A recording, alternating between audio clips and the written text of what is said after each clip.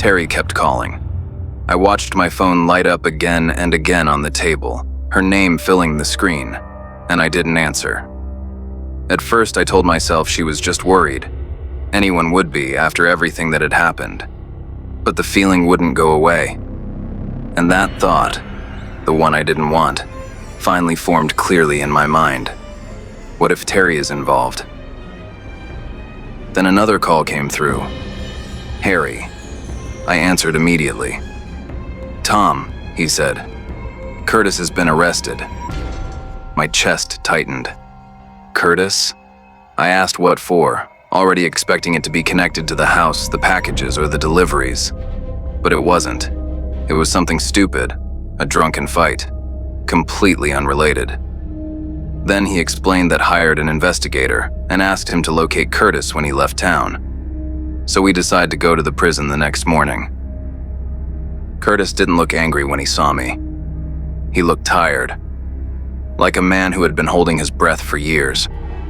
Before I could explain why I was there, he leaned forward and said quietly, "Forget it, Tom," he said.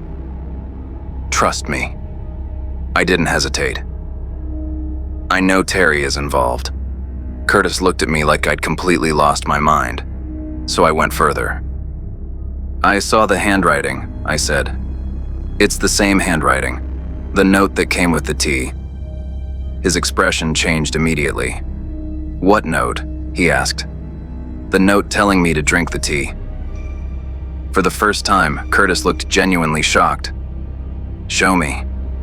I reached into my pocket, pulled out the crumpled piece of paper, smoothed it out as best I could, and slid it across the table. He stared at it for a long time. Then he laughed. He laughed hard, loud enough that the guard turned to look. Curtis stood up still laughing and asked to be taken away. Harry and I just sat there confused. I remember thinking prison had finally broken him. I was wrong. A few days later, the investigator came back with answers. Terry's parents weren't who they pretended to be. For years, they had been running illegal operations from that house, money, drugs. It turned out there was a hidden basement beneath the house where the business was really run. Terry's parents were arrested. The truth finally came out. I went to see Terry, thinking she might not be handling everything that was coming out very well. But her house was empty. No clothes, no belongings. She was gone. And that's when something started bothering me. If the goal had always been to scare people away from that house, why bring the deliveries back at all? The question wouldn't leave my head. I barely slept that night. The next day I went back to Curtis. This time he looked calmer, almost relieved. He told me what really happened after the fire. Officially, it was ruled an accident. But people are curious. So to keep everyone away, they started sending strange deliveries. Boxes, notes, objects that didn't make sense. People talked. Stories grew. Each retelling made the house feel more haunted. Like little Alicia was sending gifts from beyond the grave. Eventually, no one went near it. The perfect cover. But if it worked, I asked, why make me deliver them again? Curtis shook his head. That, he said, I can't explain. They tried everything to make me quit. They told me the haunted house story. They even made it look like there was a ghost there. Nothing worked. And why did you laugh when you saw the note? Curtis went silent. Then he took a deep breath. Because I recognized the handwriting, he said. I've seen it before. He looked me straight in the eyes. It was Terry's. About a year later, Harry sent me a photo. It took me a second to recognize her. It was Terry. She was in a psychiatric facility. Her parents had left her there when things started falling apart on their end. They told her it was temporary, that they just needed to fix a few things and they'd come back for her. They never did. I went to see her. She looked good, healthy, calm, beautiful in the same effortless way she always had been. She smiled when she saw me and said she'd been reading a lot, that the quiet helped her think, that being alone had actually been good for her. Then, almost casually, she started talking. I was the one sending the packages, she said, like she was sharing a harmless secret. Did you know that? I felt my stomach drop. It drove my parents crazy, she continued, smiling. You should have seen them. At one point, they even started thinking Alicia had come back to haunt them. I asked her why. She tilted her head, thinking. I left a gift for you, she said. But I heard Curtis destroyed it. She sounded disappointed. Not angry, just sad. I even used the same wrapping Alicia once used for her mother's gift, she added. It was so pretty. Blue paper, green ribbon. I wanted that present so badly. It was supposed to be mine. Her voice stayed calm as she spoke.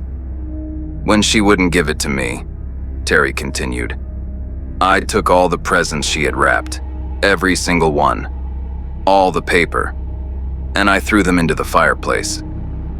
She paused. One of them was perfume, she said. The fire spread really fast. First the rugs, then the curtains. I sat there frozen. I left the house, she went on. Locked the door from the outside. She looked down at her hands. They couldn't get out. For a moment, she didn't say anything. I still hear them screaming, she said quietly. Even now. She shrugged. My parents don't know that part. Back then, they were too worried about their business. They didn't really care about what happened inside the house. I knew that, so I didn't care either. I swallowed hard. And when you found out I was working with Curtis? I asked. She smiled again. That's when I wanted you to deliver the packages, she said. It made me happy. It felt like you were giving me presents yourself. She looked at me closely. Alicia never gave me presents, she added. Only to others. My hands were shaking. And the tea? I asked. Did you drug me? She nodded slowly. I heard they were going to stage the house, she said. So I went there first. I brought the tea. I left the note. I put it on the table. I remembered something then. You took it away, I said, before Curtis came in. Yes, she replied, because I wanted to end it. I felt my throat tighten. Why? She looked at me, her expression soft. I saw you talking to Robin, she said. I didn't want to share you with anyone else. She leaned forward slightly. I thought the tea would fix that, she said. But you only passed out. I could barely get the words out. Were you trying to kill me? She shook her head gently.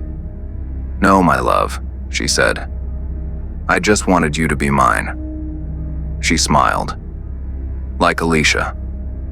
She lives in my dreams, Terry added. Every day, and now I never have to share her with anyone. I was ready to marry her, to share a home, to build a life together. And now, looking back, it feels like this entire story existed for one reason, to show me who I was really about to tie my life to. In some ways, I feel sorry for Terry. I truly do. But beneath that, there's something stronger, relief. Because everything finally came to light. And as terrifying as the truth was, I know this much for certain. If this hadn't happened, I would have walked straight into a life I never would have escaped. Sometimes the scariest stories don't exist to hurt us. They exist to stop us in time.